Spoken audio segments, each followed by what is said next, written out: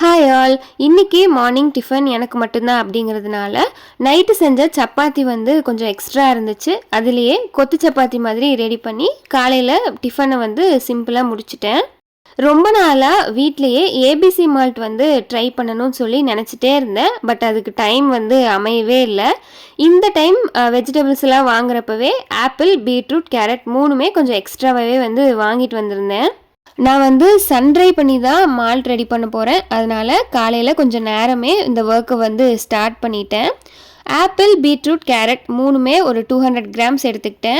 எல்லாத்தையுமே நல்லா வாஷ் பண்ணி தோல் சீவிட்டு நம்ம காய் சீவுறதை வச்சு நல்லா துருவி எடுத்துக்கிட்டேன். இது எல்லாத்தையுமே ஒரு பெரிய பிளேட்டில் நல்லா ஸ்ப்ரெட் பண்ணி விட்டுட்டு வெயிலில் வந்து காய வச்சு எடுத்துக்கிட்டேன். அடிக்கிற வெயிலுக்கு ஒரே நாளில் சூப்பராக காஞ்சிருச்சு. ஆப்பிள் மட்டும் காயறதுக்கு கொஞ்சம் லேட் ஆச்சு. இப்போ அடுத்ததாக ஒரு பேனில் ஒரு 15 முந்திரி 15 பாதாம் எடுத்திருக்கேன். இதை லைட்டாக ரோஸ்ட் பண்ணிவிட்டு இதுலேயே 2 ஏலக்காயுமே சேர்த்து நல்லா ரோஸ்ட் பண்ணி எடுத்துக்கலாம். நட்ஸ் வந்து நல்லா ஆறுனதுக்கப்புறமா ஒரு மிக்சி ஜாரில் ஆட் பண்ணிவிட்டு இது கூடவே நம்ம காய வச்ச கேரட், பீட்ரூட், ஆப்பிள் இது மூணையுமே ஆட் பண்ணி நல்லா ஃபைன் பவுடராக அரைச்சி எடுத்துக்கலாம். இது வந்து ஆறுனதுக்கப்புறமா நல்லா சளிச்சிட்டு ஒரு ஏர்டைட் பாக்ஸில் ஸ்டோர் பண்ணிக்கலாம். ஒரு கிளாஸ் பாலுக்கு 1 ஸ்பூன் ஏபிசி மால்ட், நம்ம இனிப்புக்கு தேவையான அளவுக்கு நாட்டு சர்க்கரை சேர்த்து நல்லா மிக்ஸ் பண்ணி குடிச்சிக்கலாம். டேஸ்ட் வந்து ரொம்பவே சூப்பராக இருந்துச்சு.